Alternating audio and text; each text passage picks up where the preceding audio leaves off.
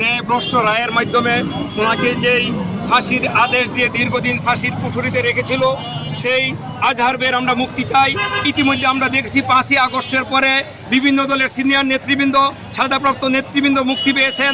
আমাদের সম্মানিত বেগম খালেদা জিয়া ইতিমধ্যে মুক্তি পেয়ে দেশের বাইরে গিয়েছেন, কিন্তু এখনও কেন আজহার ভাই মুক্তি দেওয়া হচ্ছে না?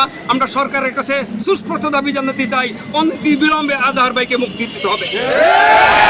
পাশাপাশি বিগত স্বৈরাচারী সরকার যেইভাবে অন্যায়ভাবে জামাতের নিবন্ধনকে বাতিল করেছিল, সেই নিবন্ধন প্রতীক সহ ফিরিয়ে দেওয়ার জন্য আমরা সরকারের কাছে জোর দাবি জানাচ্ছি।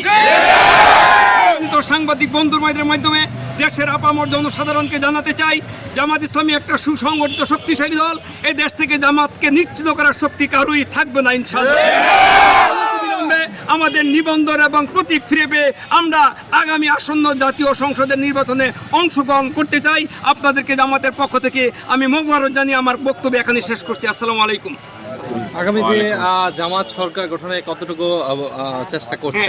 বাংলাদেশ জামাত ইসলামী ইতিমধ্যে আপনারা দেখেছেন 300 আসনে প্রার্থী ঘোষণা করবে। ইতিমধ্যে প্রায় 2 শতাধিক উপরের আসনে জামাত ইসলামী কেন্দ্রীয়ভাবে প্রার্থী ঘোষণা করেছে। আমাদের প্রার্থীরা গণসংযোগ করে যাচ্ছে, এলাকায় আমরা জনগণের সাথে মিশতেছি, আমাদের আদর্শ এবং উদ্দেশ্য জনগণকে জানাচ্ছি। আমাদের ধারণা চাঁদা মুক্ত, সন্ত্রাস মুক্ত এবং একটা দুর্নীতি মুক্ত সমাজ গঠনের জন্য এদেশের জনগণ এবার জামাত ইসলামকে বেছে নেবে ইনশাআল্লাহ। আমি বাংলাদেশ নিয়ে আপনারা কি ভাবছেন, যদি বিস্তারিত একটু বলুন। আমরা আগামীর যে বাংলাদেশ হবে, সেই বাংলাদেশ আমরা যেই অনুভূতি নিয়ে আমাদের বিগত 5 তারিখে ছাত্র জনতা, বিশেষ করে তরুণ প্রজন্ম যেই আশা নিয়ে তারা দেশের পরিবর্তন চেয়েছিল, এরকম একটি পরিবর্তন কামনা করি আমরা এগিয়ে যাচ্ছি এবং আমরা ভাবতেছি অবশ্যই এরকম একটা সুন্দর বাংলাদেশ গঠন হবে, যে বাংলাদেশে কোনো সন্ত্রাস, দুর্নীতি, চাঁদাবাজি থাকবে না। এবং সেখানে আমাদের যে কামনা, যে সৎ এবং যোগ্য নেতৃত্বকে আমরা সংসদে বসিয়ে দিয়ে আমরা এই দেশকে ইসলামীকরণ করতে চাই এবং ইসলামের আলোকে এই দেশকে গঠন করার জন্য আমাদের সমস্ত তৎপরতা অব্যাহত থাকবে ইনশাআল্লাহ।